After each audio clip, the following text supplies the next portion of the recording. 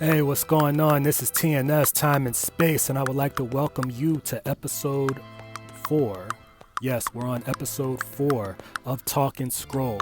Right now, we're going to do something a little bit different. I know that normally I just scroll, but I wanted to provide some commentary about this video and then a subsequent tweet. So, really quickly, we're going to play this video and then I'm going to offer some commentary. Michigan's David Ojabo was a projected top 10 pick in next month's NFL draft, but that could change now that Ojabo has a torn left Achilles tendon. Tore it Saturday at Michigan's Pro Day workout. Had a great season last year with 11 sacks and 5 forced fumbles, helped the Wolverines get to the college football playoff. A quick recovery for Ojabo would be about 6 months. Another NFL. Okay, so you'll see this playing on loop, but anyway, actually, before we start, once again, I would like to encourage you to like, comment, and subscribe. Please make sure you like, comment, and subscribe. And also make sure you hit that bell notification so you can be made aware whenever I produce new content, which is all day, every day.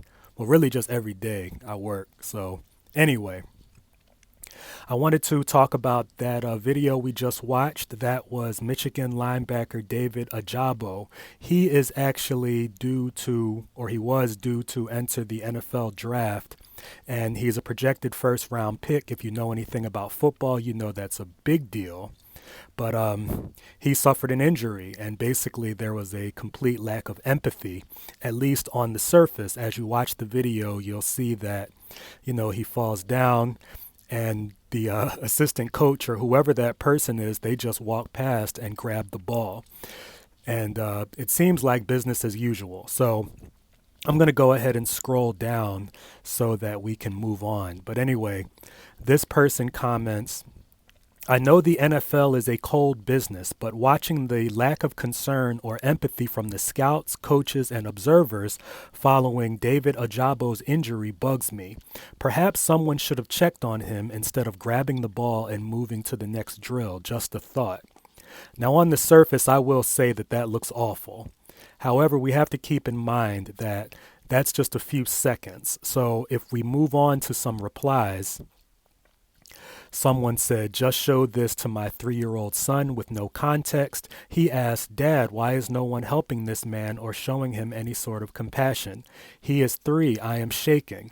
Again, we have to be careful to be triggered, or we have to be careful about being triggered as soon as we see, snippets. We need to make sure that we seek out that context.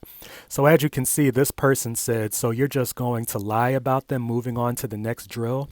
They stopped everything and allowed medical professionals to take care of him. Now, as you can see, there are people gathered around providing assistance. So this particular post or this issue is twofold, and that's why I chose it for this episode of Talk and Scroll. On the one hand, there was an initial lack of empathy. We don't know how much time elapsed from when the medical personnel showed up and when we initially saw the person walk past and just grab the ball, and it appeared to be business as usual. However, we need to make sure that we see the full context. But I wanted to touch on a few different issues. If we scroll back up, I'm just going to show this snippet once again. Twitter has it on a continuous loop. This is why I am all for professional athletes maximizing their earnings. And people often argue that professional athletes are paid too much money. There's a reason for that, though. Number one, they have a skill set that not many people have, and it's valued in the marketplace. But number two, it could be gone in an instant. You see how quickly this young man's fortunes have potentially changed. I mean, he's due to be a top 10 pick in the draft, and now he's injured. Who knows what happens to his draft stock? You know what I mean? Who knows what happens to his draft stock? And I just figured out how to get past the video being on continuous loop. But anyway, we're going to keep this and we're going to keep it moving. So let me go back, actually. Okay. So basically just showed this to my 3-year-old son with no context. We saw that.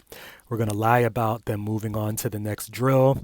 I mean, ultimately, he was provided assistance. But as I was saying, this is why athletes need to maximize their earnings as soon as they're able to. Some people have problems with athletes leaving early, like in the NBA, people will complain about whether or not, players should be drafted straight out of high school. The athletic window is so much smaller than any other professional window, if you think about it. So this says, I'm glad we're wrong about how long it took anyone to check on Ajabo, but can you also agree that this guy should have at least verbally checked on him and signaled for medical staff? It is chilling how he just walked straight to the ball, and to be honest, you should be able to admit that. Most definitely. It is alarming to see medical personnel or see anyone not show any regard or concern. And ultimately, that's why these athletes need to treat their careers as a business. This isn't anything because the NFL is a business. And unfortunately, we got to see a glimpse of the lack of empathy because they're looking to maximize earnings. They are looking at these players as assets, and as soon as he tore his Achilles, he became a damaged asset, or he became a less valuable asset. So I know that we've talked about Deshaun Watson, for example. People have an issue with his contract. He should certainly maximize his earnings, regardless of what's going on. People have a right to make a living. And I also believe that when we look at professional athletes, we don't look at them receiving a lifetime of money within a short time frame. They're receiving their money, they're receiving that upfront money, but they're not going to work until they're 65 years old. So that's just something to keep in mind. Looking through some other comments, it says, this is no different than it happening in a real game. You don't see every player and coach sprinting towards an injured player. So ultimately, this person is suggesting that the person who posted this is purposely providing the footage without context, which it is important. Again, we have to be careful of reacting to these snippets or towards a glimpse of a particular event or issue or anything. We have to make sure that we're not so easily triggered.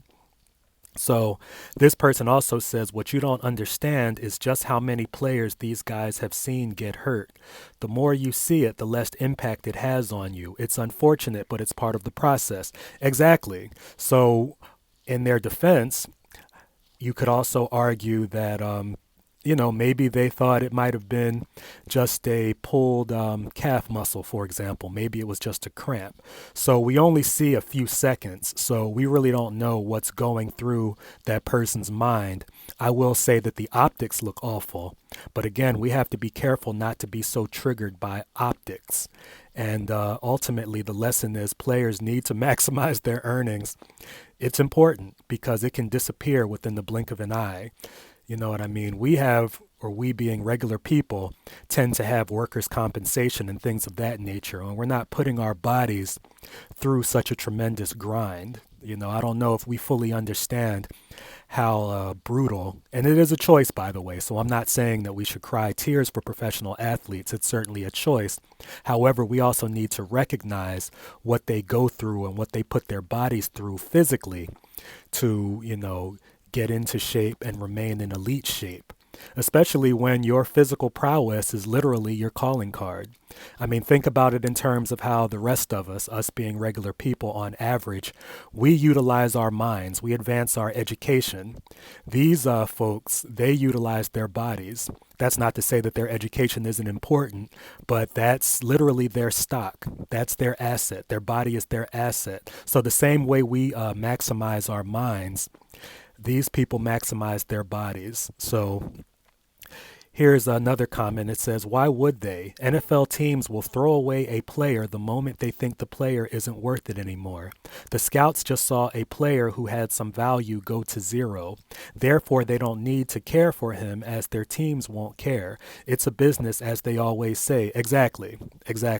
Which is why players should also treat it as a business. So when you see players demand trades and look to take ownership of their careers, we shouldn't be too upset at them. We should remember these snippets because it is a relationship where both sides need to provide value to the other.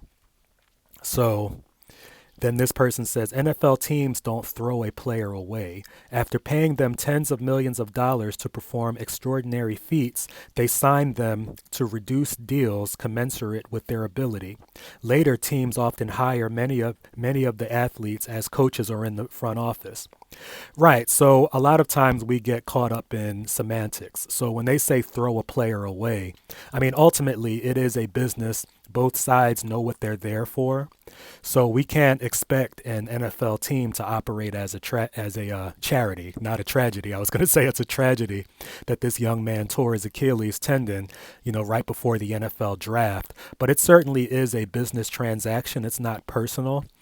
I believe that a lot of people might look at that, and actually someone posted this and they said, look at them, they treat us like cattle, us being black people. I don't agree with that because ultimately players of all races, try out for the NFL draft, and I don't believe that the reaction would have been different or that it had anything to do with skin color. So I just want to point that out immediately. So I'm going to end it off right there with those comments. Once again, thank you so much for watching. This has been another episode of Talk and Scroll. Y'all take it easy.